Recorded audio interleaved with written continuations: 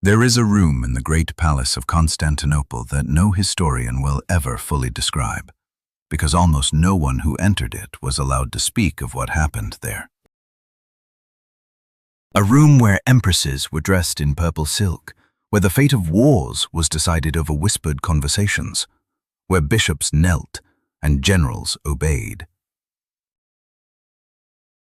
And for 21 years, that room belonged to a woman who, by every law her civilization had written, was not supposed to exist.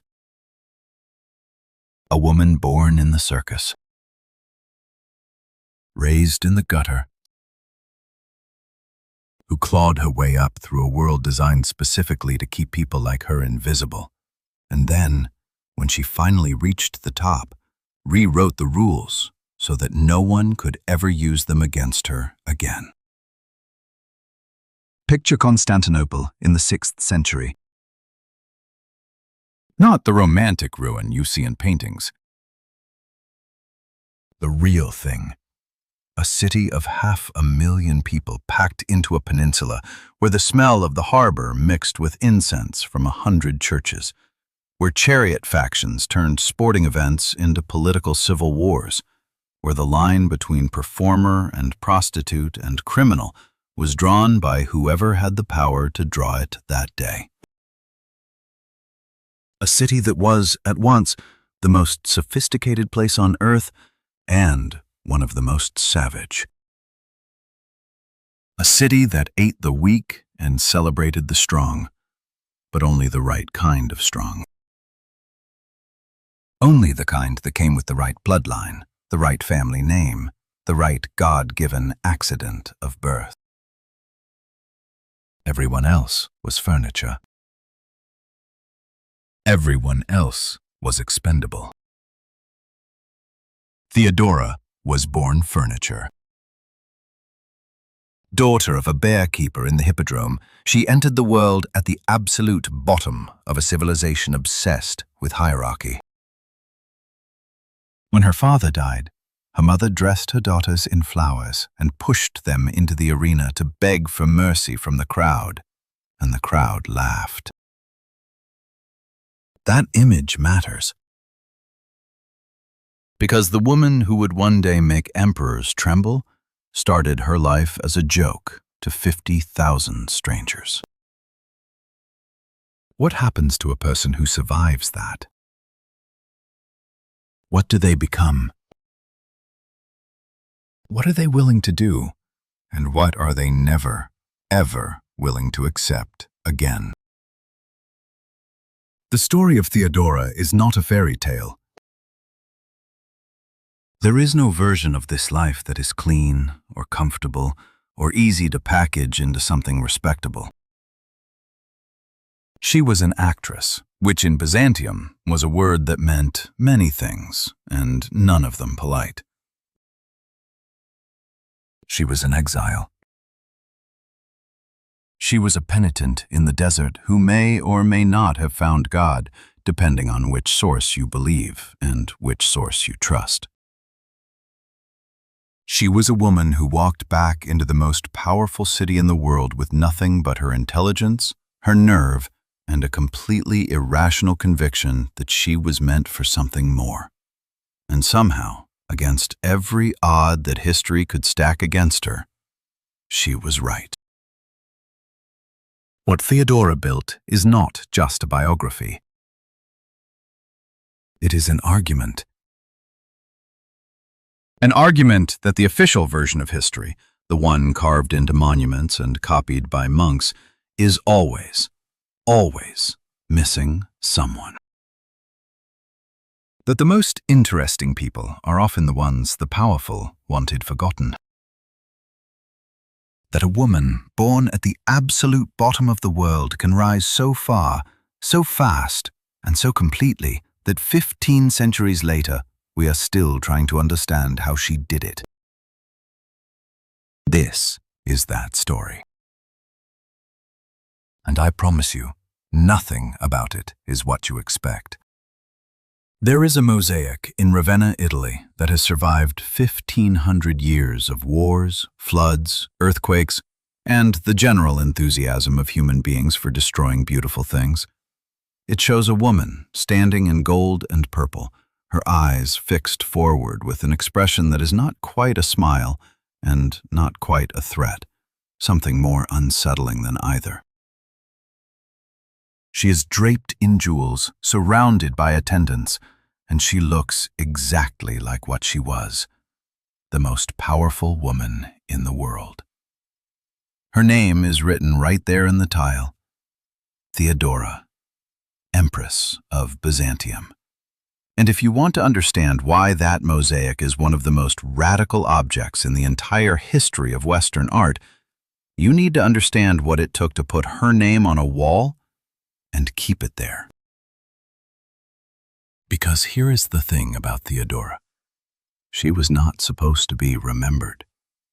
Not like this, not in gold, not standing next to her husband Justinian as an equal, not receiving the same visual reverence as a saint, not looking out at you from a church wall with the calm authority of someone who knows exactly what she is worth. The people who controlled the written record of her world spent considerable energy making sure that if she was remembered at all, it would be as a cautionary tale, a scandal, a disgrace that the emperor had inexplicably elevated and that decent society had been forced to endure. They had reasons for that, very specific, very personal reasons. And understanding those reasons is the first step to understanding why this woman's life is one of the most extraordinary things that actually happened in human history. Here is the paradox that should stop you cold. The most documented empress in Byzantine history was also the most deliberately defamed one. We know more about Theodora than almost any other woman of the ancient world, and almost everything we know comes from a source that despised her.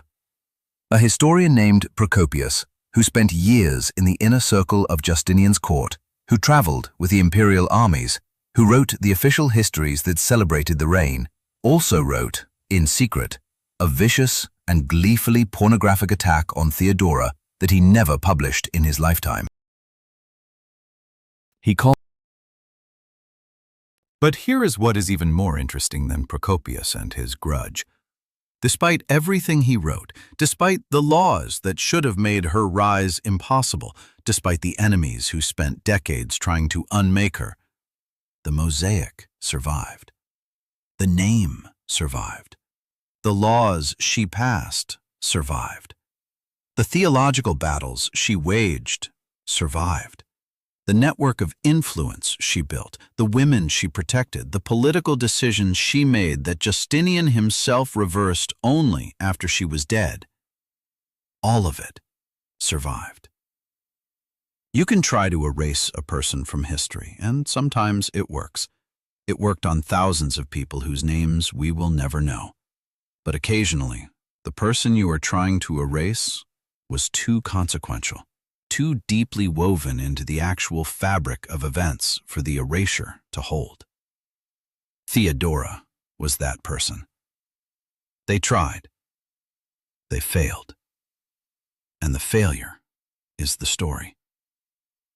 To understand how extraordinary her rise was, you need to feel the full weight of where she started. Byzantine society in the 6th century was not merely unequal, it was theologically unequal. The hierarchy was not just enforced by laws and soldiers, it was endorsed by God.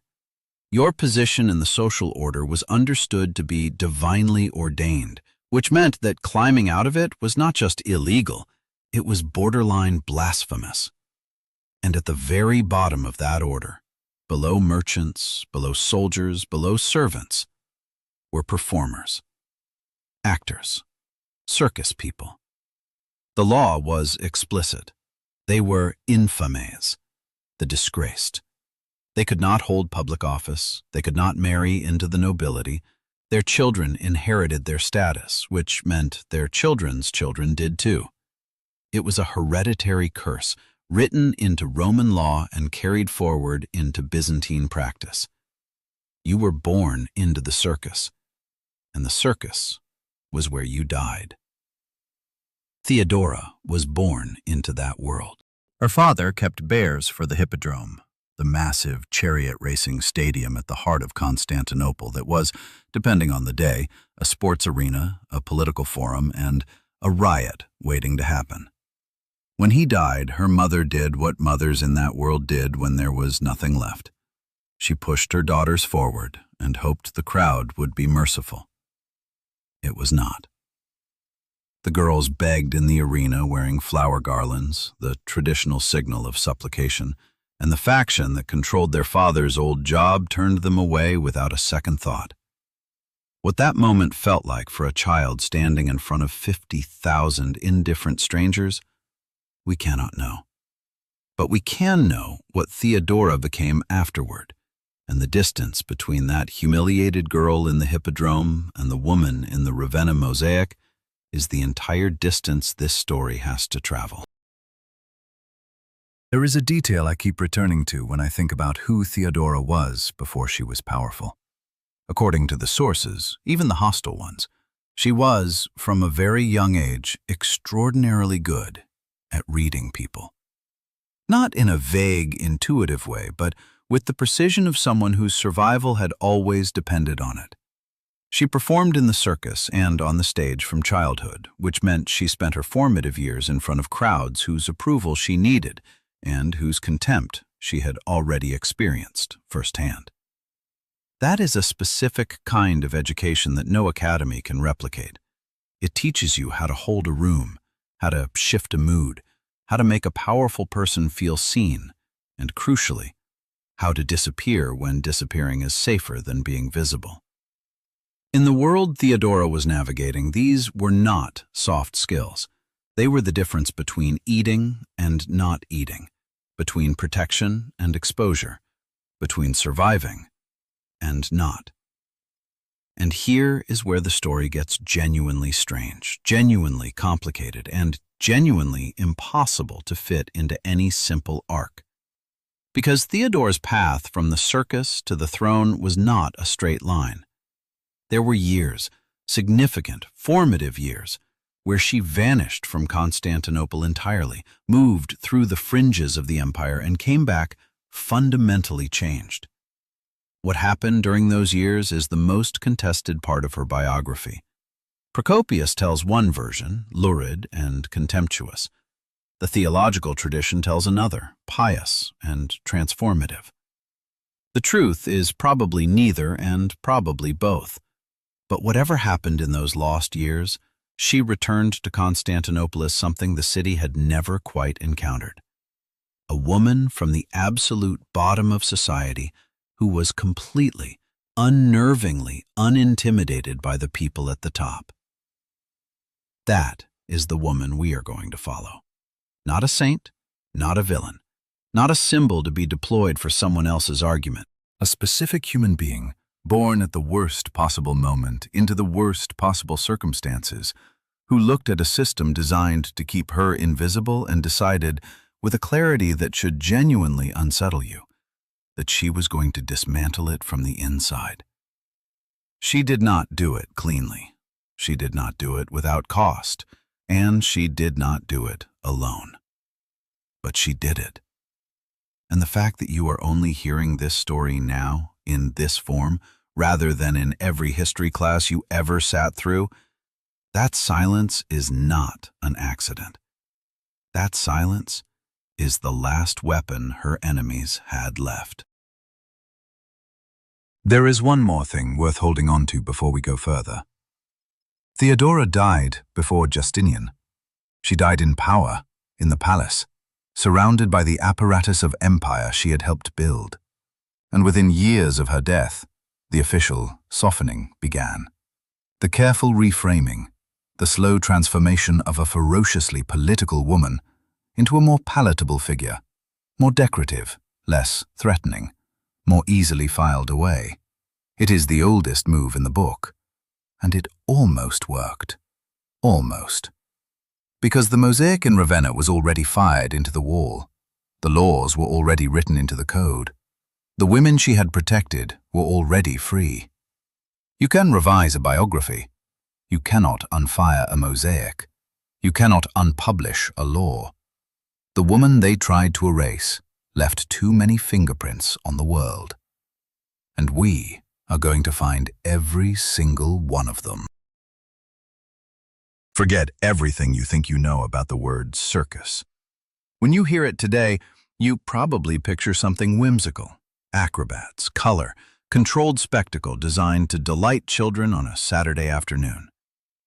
The hippodrome of Constantinople was the exact opposite of that. It was a pressure cooker, a political arena disguised as an entertainment venue, a place where the emperor showed his face to the people, where the people showed the emperor exactly how close to the edge they were, and where the men who controlled the factions that ran the games held more real street power than most generals. To be born into that world, as Theodora was not to be born into fun. It was to be born into the engine room of a city that ran on spectacle and violence in roughly equal measure. The hippodrome seated 100,000 people. Let that number sit for a moment. 100,000 people packed together, screaming. The two dominant factions, the Blues and the Greens, were not just sports teams.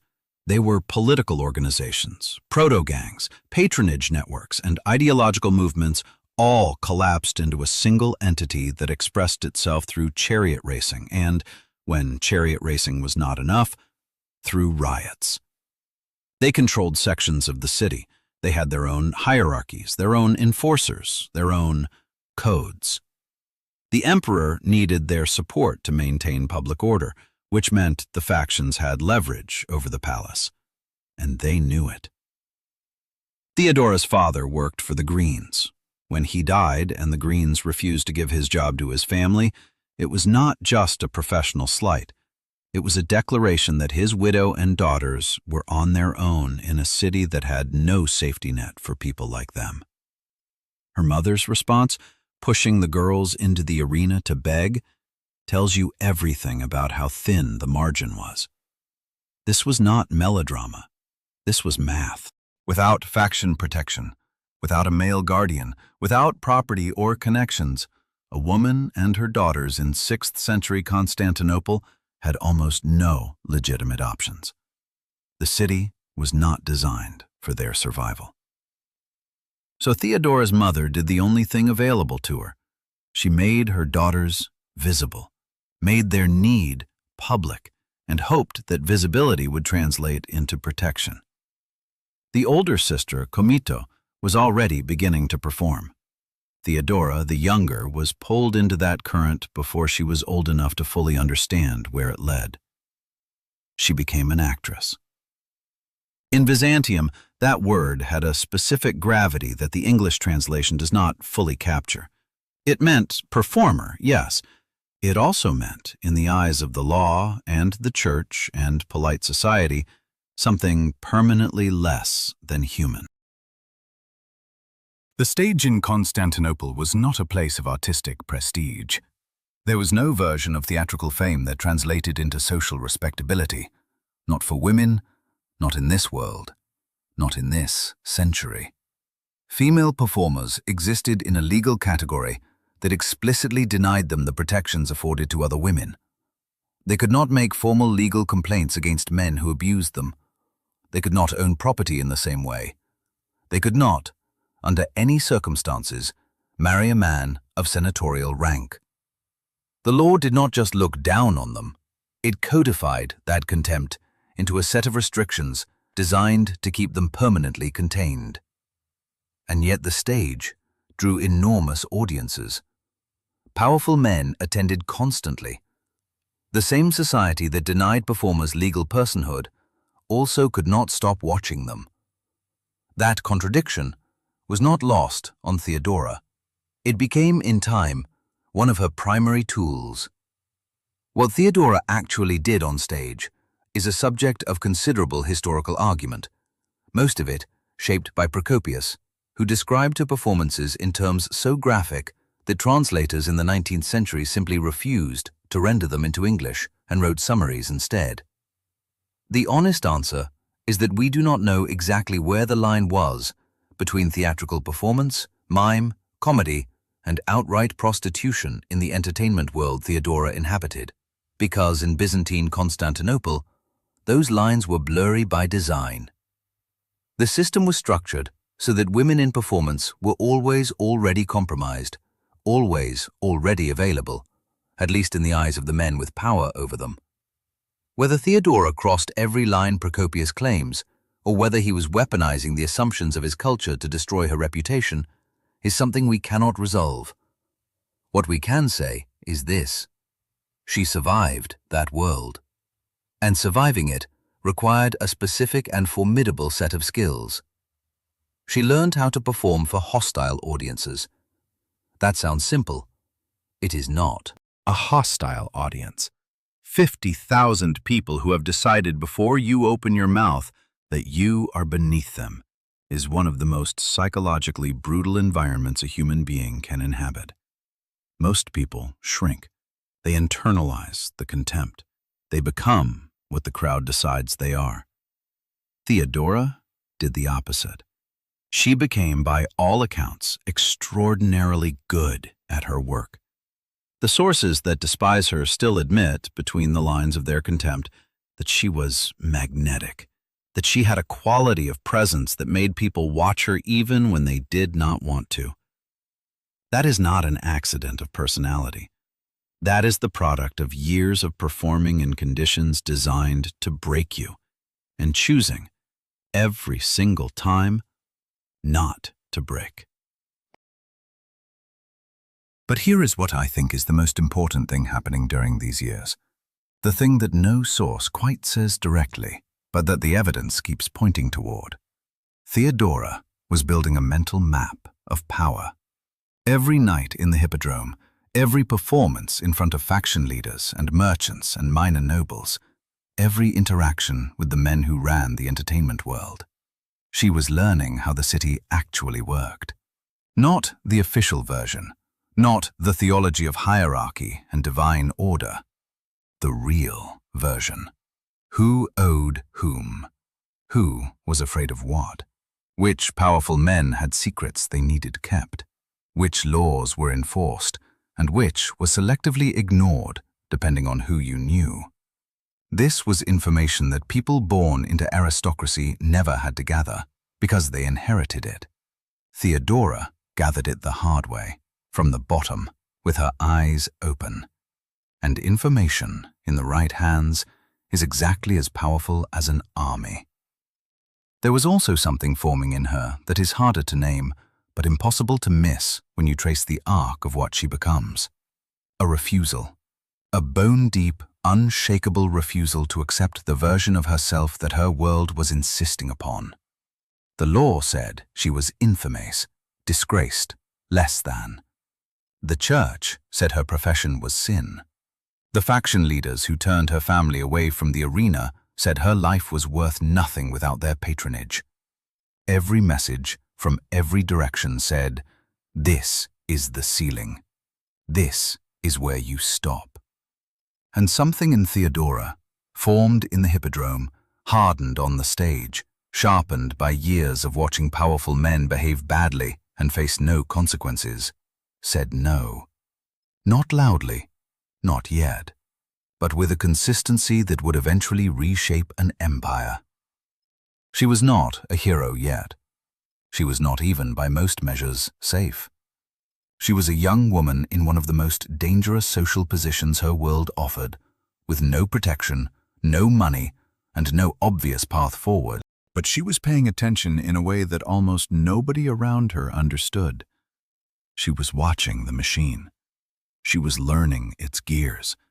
And somewhere in the back of her mind, in the part of you that forms when survival has been your full-time occupation since childhood, she was already asking the question that would define the rest of her life.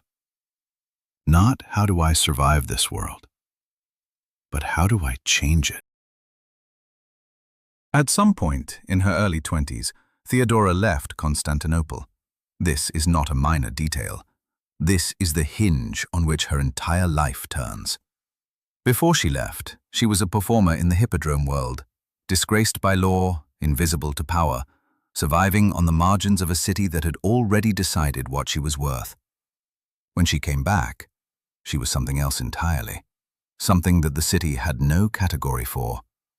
The years between her departure and her return are the most poorly documented stretch of her biography, which is saying something, given how contested the rest of it is. And that gap, that silence in the record, is exactly where the most important transformation of her life took place. What we know, or think we know, starts with a man named Hecubulus. He was a minor official, a provincial administrator, appointed to govern the region of North Africa that roughly corresponds to modern Libya. Theodora became his companion. The sources are careful not to use a word that would imply legal standing, because she had none. And she followed him across the Mediterranean, away from Constantinople, away from everything she had ever known. This was not unusual for women in her position.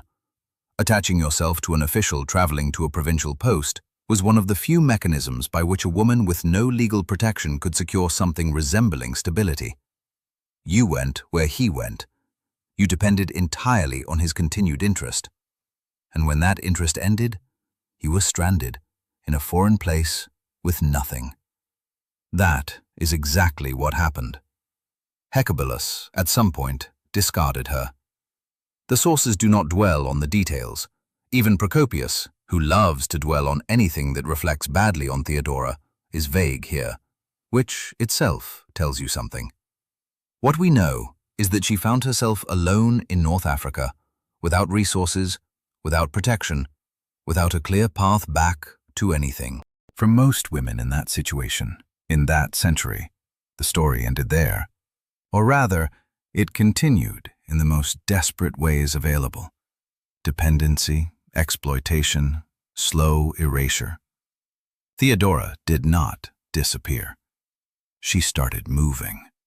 And the direction she moved, the route she took back toward Constantinople, is the part of her story that historians still argue about, and that I find the most genuinely extraordinary.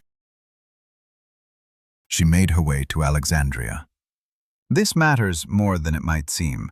Alexandria in the 6th century was not just a city, it was an intellectual and theological crucible, one of the few places in the Mediterranean world where ideas that would get you killed in Constantinople were debated openly, where the Christianity practiced was a different flavor than the imperial orthodoxy, where the edges of the known world rubbed against each other in the marketplace and the lecture halls and the monasteries. It was in Alexandria, or somewhere in the orbit of that city, that Theodora encountered a tradition of Christianity called Miaphysitism, a theological position about the join of Christ that the imperial church had officially condemned, but that millions of people across Egypt, Syria, and the eastern provinces held as the deepest truth of their faith. Something about it reached her. Something about a theology that insisted on the full unity of the human and the divine, that refused to separate, to hierarchize, to declare one subordinate to the other, spoke to a woman who had spent her entire life being told she was the subordinate kind. Here is where I want to be honest with you about what we can and cannot know. The conversion story, the idea that Theodora went to Alexandria, encountered this theology, and was genuinely transformed by it, comes primarily from sources sympathetic to her. The hostile sources, led by Procopius, tell a completely different story about these years, one focused exclusively on degradation and survival through increasingly desperate means. The truth, as with almost everything about Theodora, is probably more complex than either version admits. People are not allegories. A woman can be genuinely spiritually transformed and also be doing whatever she needs to do to eat. These things are not mutually exclusive. What matters for our purposes is what she carried back with her, a theological conviction that would, decades later, shape the religious policy of an entire empire. She did not pick up a hobby in Alexandria. She picked up a weapon. She also, somewhere along this journey, passed through Antioch, and in Antioch, She met a man named Macedonia, who was, depending on the source, either a dancer or a religious woman, or some complicated combination of both, which tells you a great deal about how blurry those categories were in the provinces. What Macedonia gave Theodora, beyond whatever practical support she offered, was something more important: a model, a woman who had navigated the same degraded social category and found a way to inhabit it with dignity, even authority. We do not know what they said to each other. We do not know how long Theodora stayed, but she left Antioch moving differently than she had arrived. The accounts that describe her return journey to Constantinople consistently note something that even hostile sources cannot quite dismiss. She was traveling alone, without male protection, across hundreds of miles of empire, and she was not afraid. That detail should stop you. A woman of her legal status traveling alone in the 6th century was not just unusual, it was almost theoretically impossible. The roads were not safe, the inns were not safe, the legal system offered her no protection if anything went wrong. And yet she made it. She navigated the entire length of the Eastern Mediterranean, from North Africa back to the capital, on her own resources, her own intelligence, and whatever combination of nerve and calculation had been forged in her during the years she had spent performing in front of hostile crowds. By the time she reached Constantinople again, she was not the girl who had left. She was a woman who had been stripped of everything and had rebuilt herself from the ground up, in foreign places, without assistance. That is not a metaphor. That is a literal description of what she did. And the woman who came out the other side of that process was not going to be intimidated by an emperor's court. She settled, on her return, in a house near the palace district. She took up wool spinning. The sources mention this almost mockingly, because it was the most stereotypically modest occupation a respectable woman could have, and Theodora, wrapping herself in that image, was, at minimum, a choice worth examining. She was living quietly. She was, by all appearances, done with the stage. She was also, though nobody around her fully understood it yet, positioning herself with the same precision she had used to survive every other chapter of her life. The palace district was not an accident. The modest, respectable image was not an accident. Nothing about Theodora after Alexandria was an accident. And here is the open loop I want to leave you with, because it is the question that the sources raise and then conspicuously fail to answer. Who was she in contact with during this period? The speed with which she entered Justinian's orbit, the heir to the throne, the most powerful man in the empire, suggests that her path to him was not random. Someone made an introduction. Someone opened a door. The historical record is silent on exactly who and exactly how, but Theodora had spent years building a mental map of the city's real power structures, and she had returned from her travels with theological connections that reached into some of the most influential religious networks in the Eastern Empire. She was not sitting alone in her house spinning wool and hoping for a miracle. She was waiting. And the difference between waiting and hoping is the difference between strategy and luck. Theodora had never relied on luck. She was not about to start. Let me tell you what Justinian was, before we talk about what Theodora did to him. He was the nephew of the Emperor Justin I, a man who had risen from peasant soldier to the purple through a combination of military competence and extraordinary luck. Justinian inherited that trajectory, the hunger of someone who had not been born to power, but had watched it up close long enough to understand exactly how it worked. He was brilliant in the administrative sense, obsessive about law, about theology, about the idea of a unified Roman Empire restored to its former boundaries. He was also, by most accounts, deeply uncomfortable with the performance aspects of imperial life. The crowd management, the faction politics, the endless human negotiation that ruling a city of 500,000 people actually required. He needed someone who was not uncomfortable with any of that. He just did not know it yet. The meeting between Justinian and Theodora is not recorded in any source with the kind of detail we would want. What we have are the outcomes and a few fragments of context, and from those we have to reconstruct the mechanics. What we know is that Justinian encountered her while he was still heir apparent, while his uncle still sat on the throne, and that whatever happened in that initial encounter was sufficient to produce one of the most consequential obsessions in Byzantine history. He did not just find her attractive. Men of his rank found attractive women constantly and then moved on because the system was designed to make that easy. What Justinian found in Theodora was something that unsettled him in a more fundamental way. She was, by every account that survives, ferociously intelligent. She was theologically serious in ways that matched his own obsessions. And she had a quality, forged in the hippodrome, refined on the stage, hardened by the years of exile and return, of absolute, unshakable self-possession that most people in his orbit did not have, because most people in his orbit were afraid of him. Theodora was not afraid of him. That, I would argue, is the entire explanation. Not the only factor, but the foundation of everything else. Justinian lived in a world where everyone performed deference to him, where conversations were exercises in managing his perception, where people said what they calculated he wanted to hear. Theodora walked in and said what she actually thought. She disagreed with him. She pushed back. She brought to their conversations a perspective so radically different from his own, shaped by a life that could not have been more unlike his, that she was, in the most literal sense, irreplaceable. No one else in his world had seen what she had seen. No one else could tell him what she could tell him. And Justinian, whatever his faults, was smart enough to recognize that what she offered was not just companionship. It was a window into a reality he was supposed to be governing, but had never actually inhabited.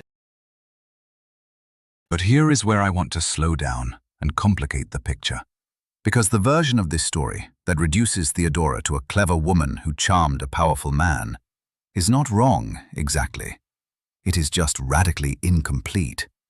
What Theodora was doing was not seduction in the passive sense.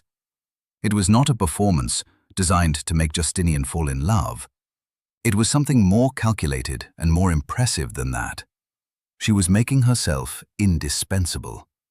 There is a difference. A performance ends when the audience leaves. Indispensability is structural. It means that the person cannot function as effectively without you as they can with you, and they know it. And that knowledge reshapes the entire dynamic between you. Theodora was engineering indispensability with the same precision she had used to survive every other environment she had ever entered. She was also, it must be said, navigating an obstacle course that would have stopped almost anyone else cold. The laws against marrying a performer were not suggestions. They were explicit, long-standing, and socially enforced by an aristocracy that had every reason to keep them in place. Justinian's family was not enthusiastic. The court was not enthusiastic. The Empress Euphemia, Justinian's aunt, actively blocked any formal recognition of Theodora for as long as she lived, because she understood exactly what Theodora represented: a crack in the system of hereditary status that the entire aristocratic order depended upon. If a bearkeeper's daughter could become empress, then the walls that kept everyone else in their assigned place were not as solid as they appeared. That threat was not imaginary, it was structural. And Euphemia, whatever you think of her politics, was not wrong about the implications. Euphemia died in the year 523 or 524. The sources are imprecise. Within a remarkably short period after her death, Justinian moved to change the law. Not quietly, not through some administrative backdoor, but explicitly and publicly.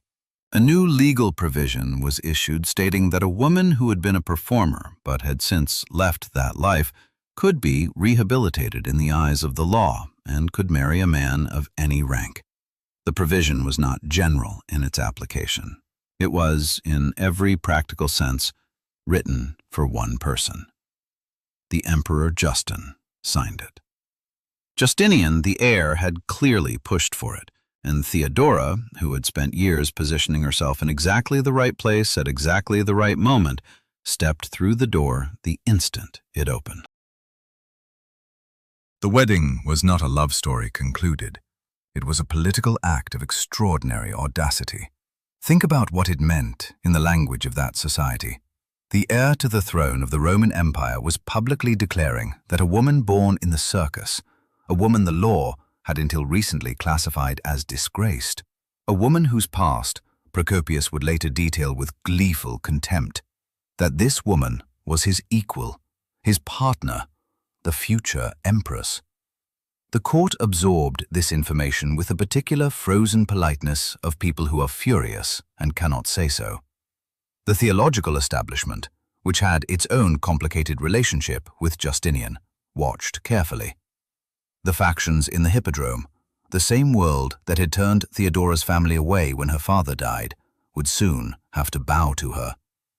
The reversal was total, and it had not happened because Justinian was besotted, or not only because of that. It had happened because Theodora had spent years making the case, through every interaction, every conversation, every demonstration of her intelligence and her nerve, that she was worth the political cost. What does it actually take to move a man in Justinian's position to rewrite the law for you? It takes something more than beauty, more than wit, more than the right conversation at the right moment.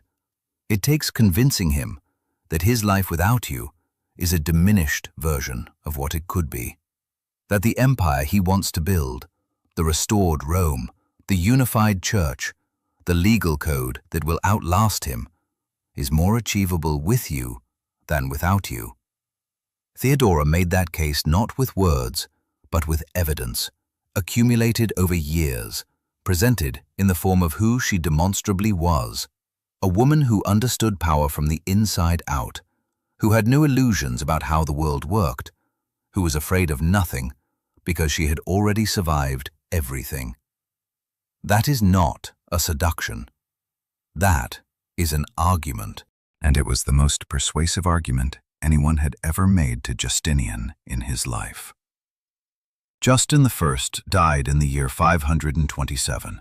Justinian became emperor, and 9 days after his coronation, 9 days, Theodora was crowned beside him, not as a decorative consort, not as a symbolic gesture, as co-emperor, with all the legal and ceremonial weight that title carried.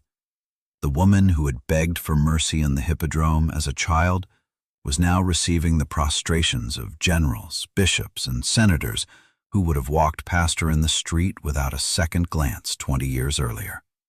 The system that had been designed specifically to prevent this moment had failed completely, and Theodora, standing in the imperial purple that her birth had made legally impossible for her to wear, knew exactly how she had done it.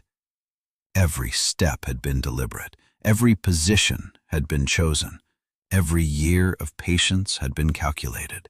This was not luck. This was the longest, most disciplined performance of her life, and it was only just beginning. Most stories about remarkable women end at the moment of triumph, the coronation, the wedding, the crowning achievement, and then a graceful fade, as if what came after were merely a pleasant epilogue to the real story. It is one of the oldest editorial tricks in the book, and it is almost always a lie. Because what a person does with power, once they finally have it, is the only part of the story that actually matters. The climb tells you about hunger and strategy. The throne tells you about character. And what Theodora did the moment she sat on that throne is the reason her name is still worth saying 15 centuries later.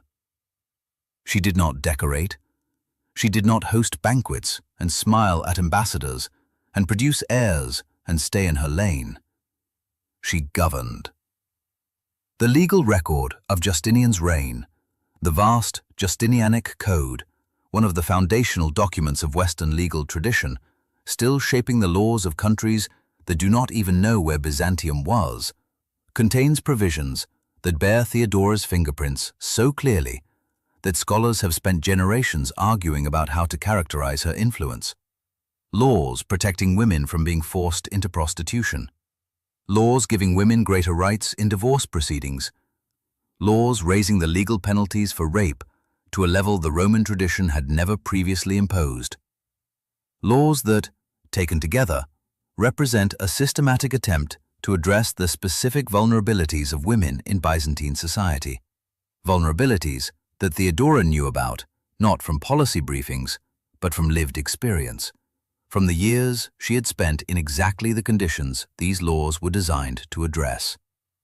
Think about what that means in practical terms. A woman who had been classified as infames, legally disgraced, stripped of the protections the state afforded to respectable citizens, used her position at the top of that same state to rewrite the rules for women at the bottom. She did not do it sentimentally.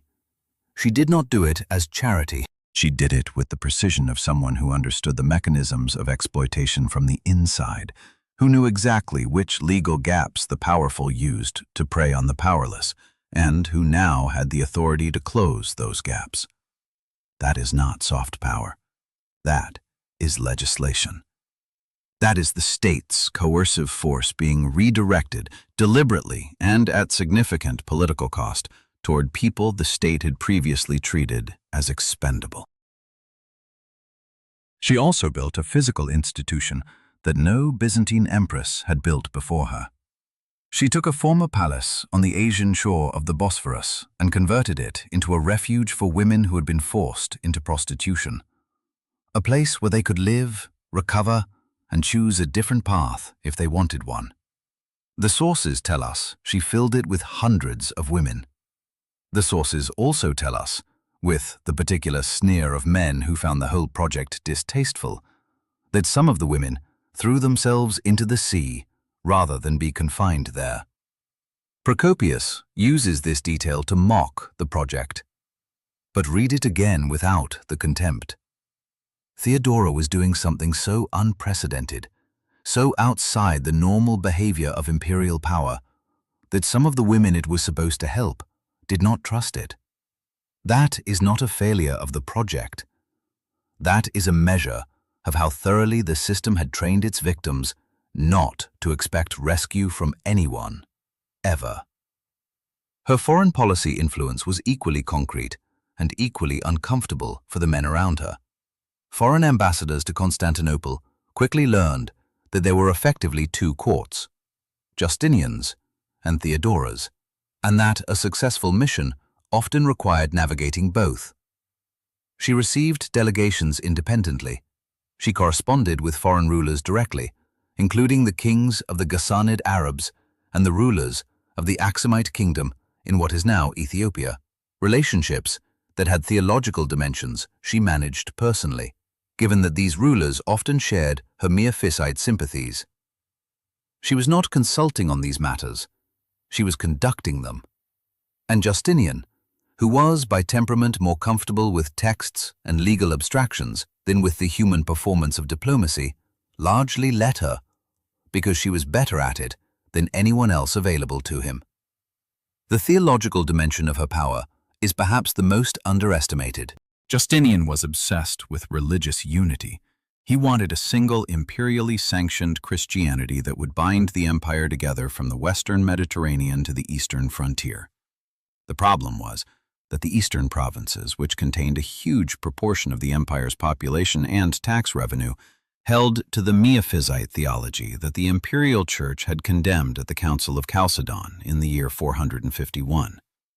Theodora was Miaphysite. This was not a secret.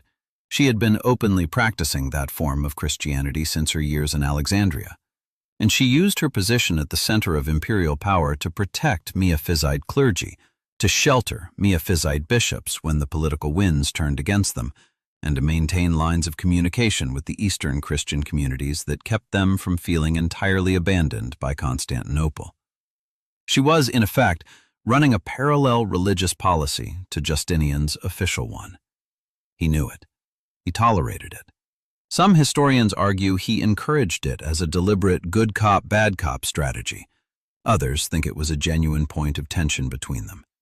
The truth is probably that Justinian understood Theodora well enough to know that trying to stop her would cost more than letting her continue. And this is where I want to ask the question that the sources dance around but never quite answer directly. How much of what we attribute to Justinian was actually Theodora? The legal reforms, the diplomatic relationships, the religious balancing act, these are all officially Justinian's reign. But the patterns of those decisions, the specific priorities embedded in them, the particular attention to the eastern provinces and the particular concern for the legal status of the most vulnerable people in the empire, those patterns align with Theodora's biography in ways that are too consistent to be coincidental. We will never have a clean answer because the record was not kept with that question in mind. But the circumstantial case is overwhelming.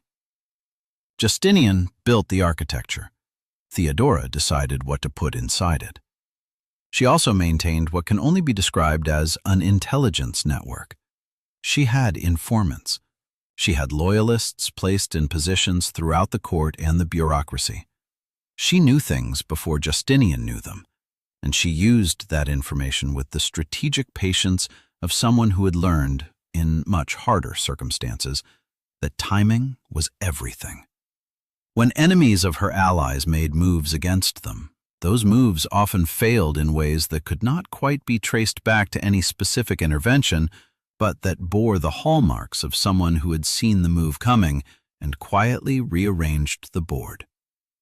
Her enemies in the court feared her for reasons they could not always articulate, which is the most effective kind of fear. It does not require threats. It requires only that the people around you understand at some deep and unspoken level that you are always several moves ahead. But here is what I find most remarkable, most genuinely surprising about the Empress Theodora. And I say this having spent a long time with the evidence. She was not cruel. Not in the casual, reflexive way that power so often produces. She was capable of ruthlessness when the situation required it. There are enemies who were destroyed, careers that were ended, political opponents who disappeared from the record in ways that suggest deliberate pressure from above. She was not gentle with people who moved against her. But the dominant pattern of her use of power was not punitive, it was constructive. She spent more of her energy building things, institutions, laws, relationships, protections, than she spent tearing things down. For a woman who had every personal reason to use power as a weapon of revenge against the system that had humiliated her, that restraint is not a small thing. It is, arguably, the most impressive part of the entire story. If you are enjoying this story, the real one, the one that does not appear in the version they taught you in school, consider subscribing to this channel, because this is exactly what we do here. We find the histories that were buried, the figures that were edited out, the stories that change how you understand the present the moment you hear them. The button is right there. And if you are already subscribed, you already know what comes next is always worth staying for. Because what comes next is the moment that defines everything. The moment when all of it, the circus, the exile, the years of positioning, the laws, the networks, the quiet, ruthless intelligence, gets tested in a single afternoon. The city is on fire. The mob is screaming for blood, and the most powerful man in the world is about to run. What happens next is the reason Theodora is worth remembering at all. January of the year 532. 5 years into Justinian's reign. Constantinople is the largest, wealthiest, most sophisticated city in the Western world. And it is about to burn. Not metaphorically, not as a political expression, literally burn, with fire, block by block, while the people who set it chant a single word in the streets. Nika. Victory. It was the war cry of the chariot factions, the blues and the greens, and the fact that they were chanting it together, united, for the first time in living memory, meant that something had gone catastrophically, irreversibly wrong. Because when the blues and the greens agreed on something, that something was usually the destruction of whoever was currently in power. The immediate trigger was mundane, as the triggers for civilizational crises usually are. Justinian's government had arrested members of both factions following a brawl that had turned lethal. 7 men were sentenced to death. 2 survived the botched execution, 1 blue, 1 green, and took refuge in a church where the crowd demanded their release. Justinian refused. That refusal, in a city already stretched thin by heavy taxation and simmering resentment of the imperial administration, was the match dropped into a room full of accelerant. The factions did not just riot. They coordinated.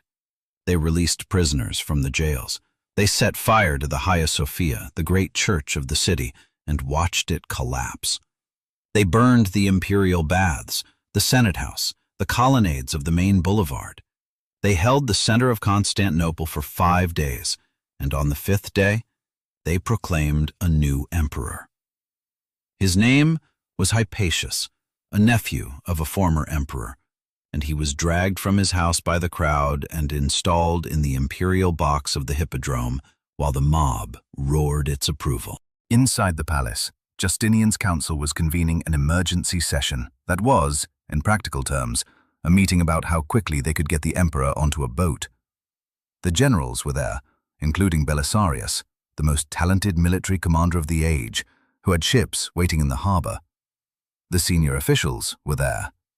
The consensus forming in that room, with the sound of the burning city audible through the palace walls, was unmistakable. The game was over, the throne was lost, and survival meant leaving Constantinople immediately, before the mob broke through the palace gates. Justinian was listening, and he was, by every account of that meeting, inclining toward agreement. Then Theodora spoke. What she said in that room is recorded by Procopius, the same Procopius who despised her, who devoted pages to her humiliation, who would have given almost anything to portray her as a coward or a fool.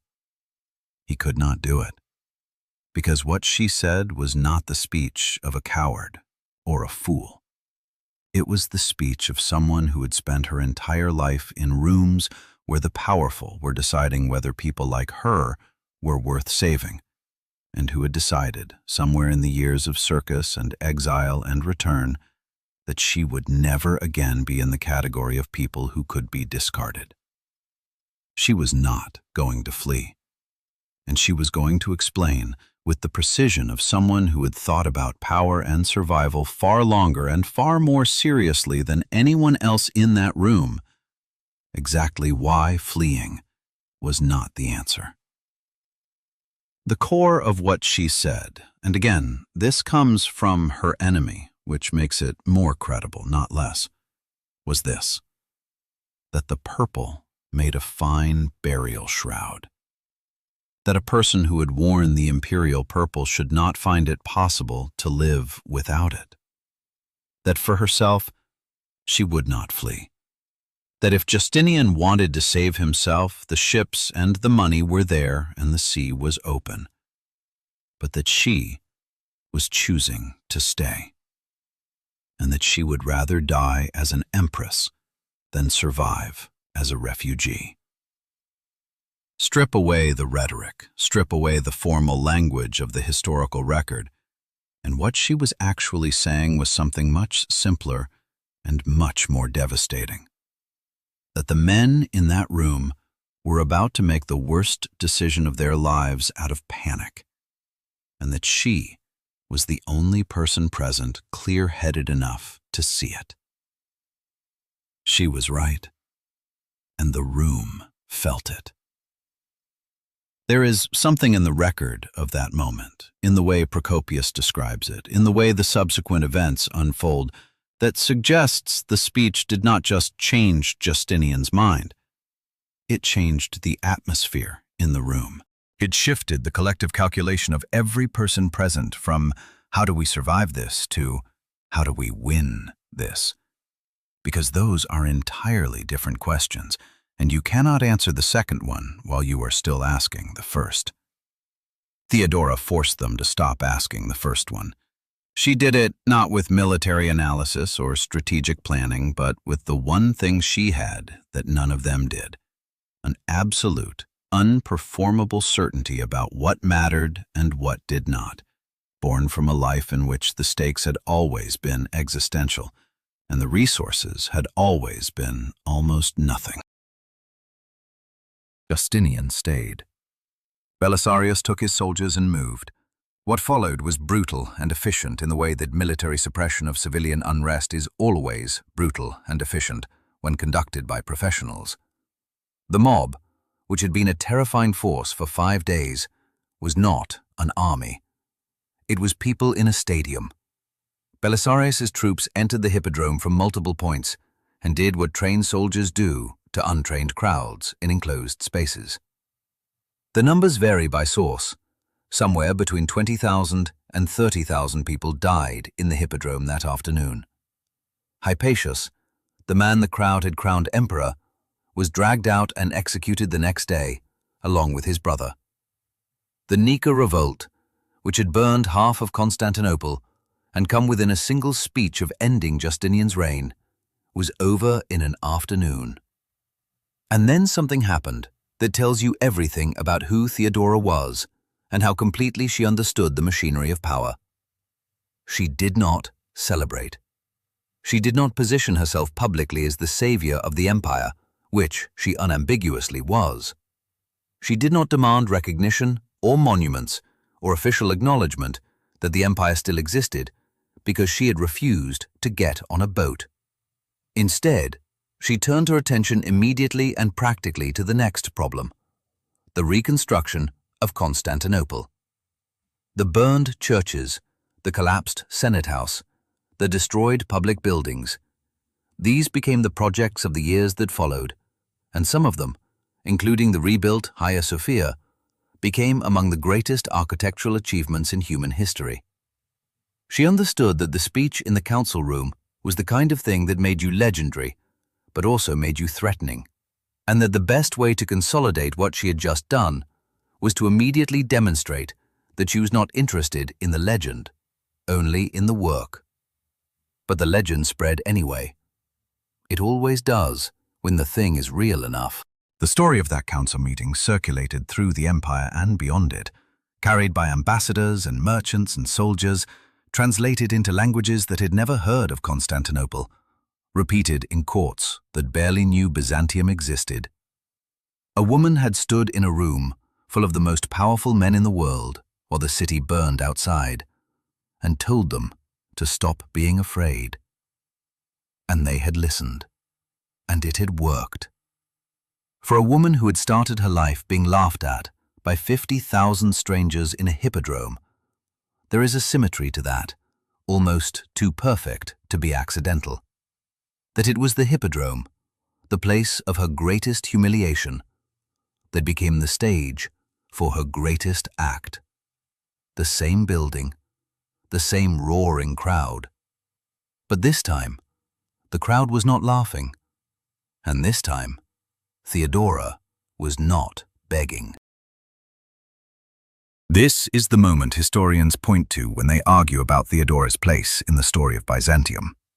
Not the laws she passed, not the theological battles she waged, not the network of influence she built over 2 decades, though all of those things matter enormously. It is this moment, in January of 532, in a room full of panicking men, when a woman who had no army and no formal military authority, and no mechanism for forcing anyone to do anything, simply said what was true, with enough conviction that it changed the course of an empire. That is a specific kind of power.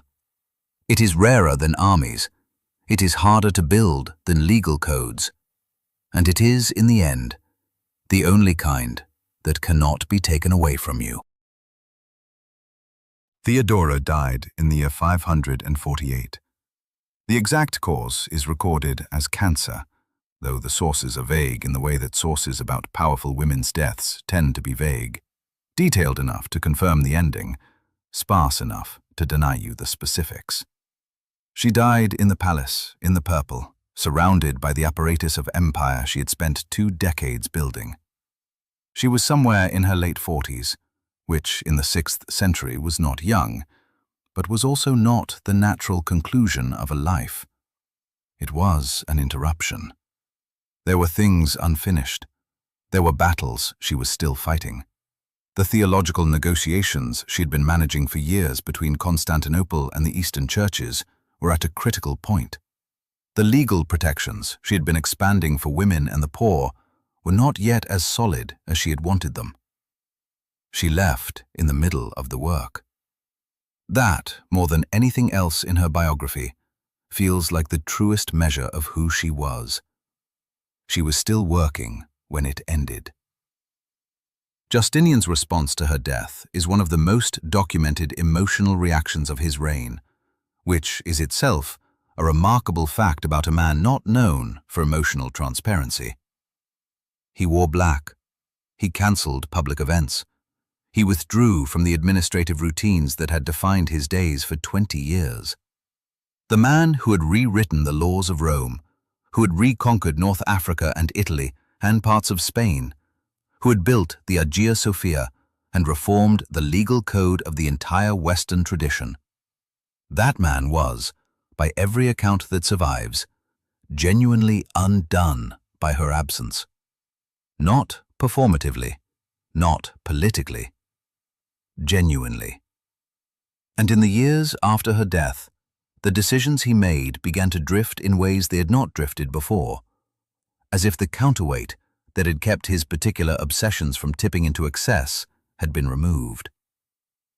Some historians look at the latter years of Justinian's reign, the theological persecutions, the overextension of the military campaigns, the administrative rigidity, and see a man who had lost the person who had kept him calibrated. That is speculative, but it is not unreasonable. The erasure began almost immediately. Not dramatically, not with a single decree ordering her name removed from the record. That would have been too obvious, too easily criticized. It happened the way institutional erasure always happens, gradually, through omission, through reframing, through the slow accumulation of choices about what to emphasize and what to leave out. The theological allies she had protected began to lose their positions as Justinian, freed from her moderating influence, lurched toward a more aggressive enforcement of imperial orthodoxy. The women's refuge she had established on the Bosphorus faded from the administrative record. The legal reforms she had driven were absorbed into the Justinianic code without attribution. They became Justinian's reforms, part of his legacy, her fingerprints invisible beneath the official imperial seal. This is how you erase a person without appearing to erase them. You keep the work. You remove the worker. Procopius published nothing in his lifetime that he did not want the court to see. But the secret history existed. It circulated carefully among people who shared its contempt for Theodora and its resentment of her influence. And when Procopius was gone, and the immediate political stakes of the document had faded, it began to travel more widely. By the medieval period, it had become one of the primary sources through which educated Europeans encountered Theodora at all, which meant that the first impression most of the Western intellectual tradition received of the most powerful woman in Byzantine history was written by the man who despised her most.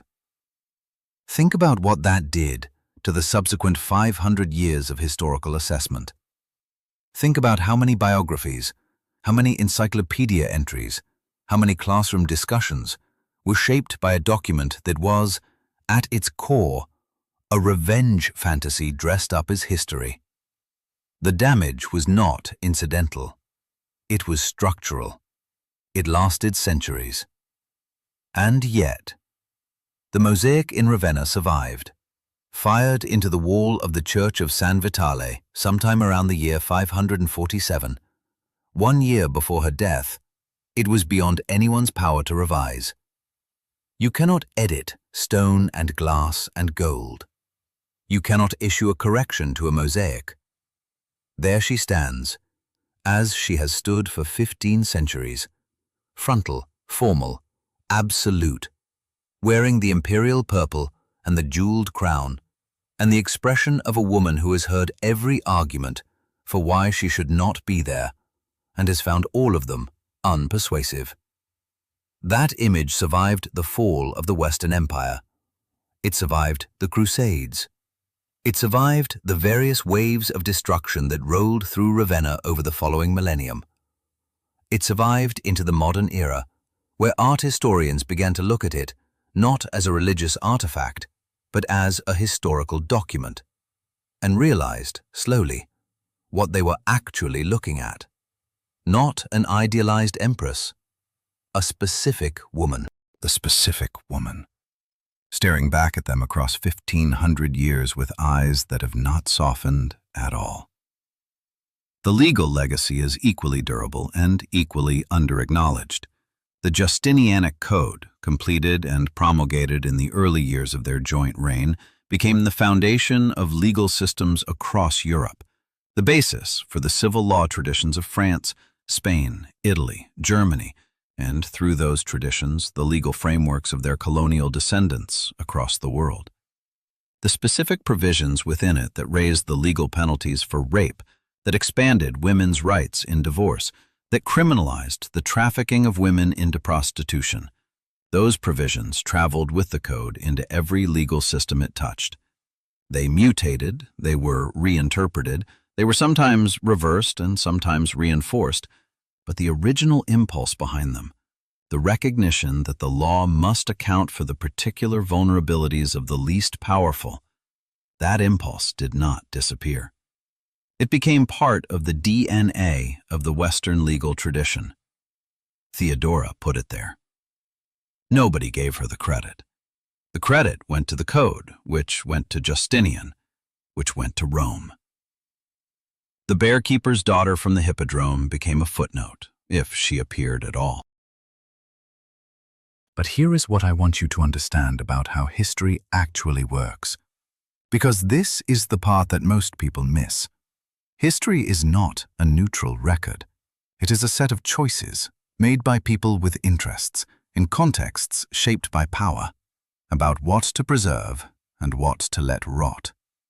The official history of Byzantium was written by men who had very specific reasons to minimize Theodora's role, and very specific reasons to maximize Justinian's.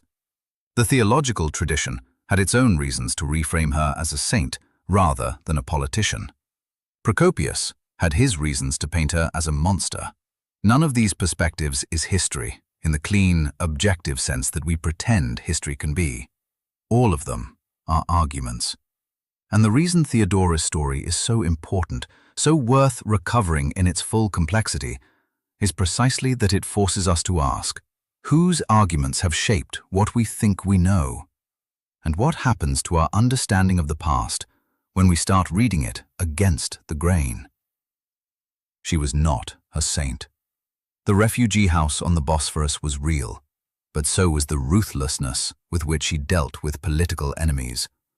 She protected Miaphysite Christians with genuine conviction, but she also used that protection as a tool of political leverage.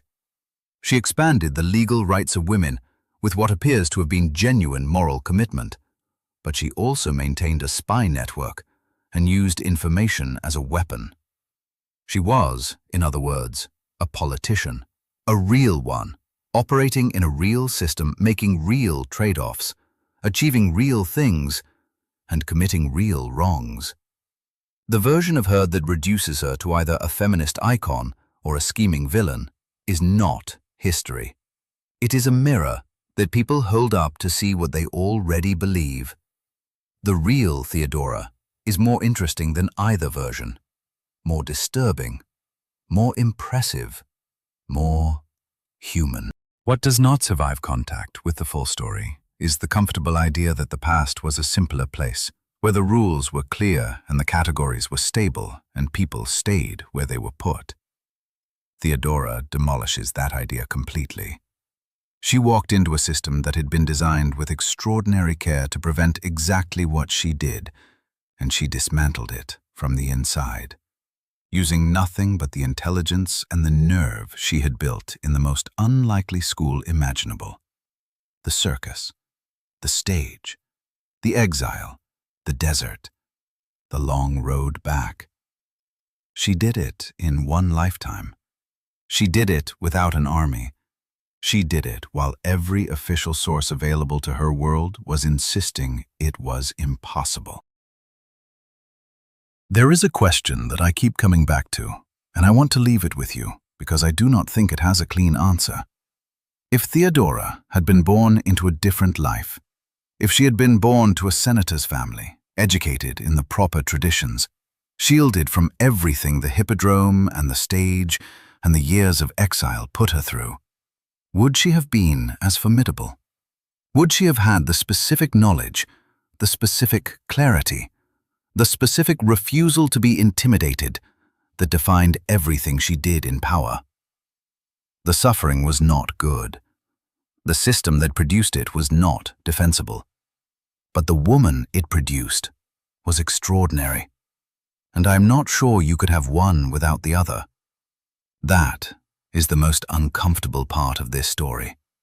And it is the part worth sitting with, long after everything else fades.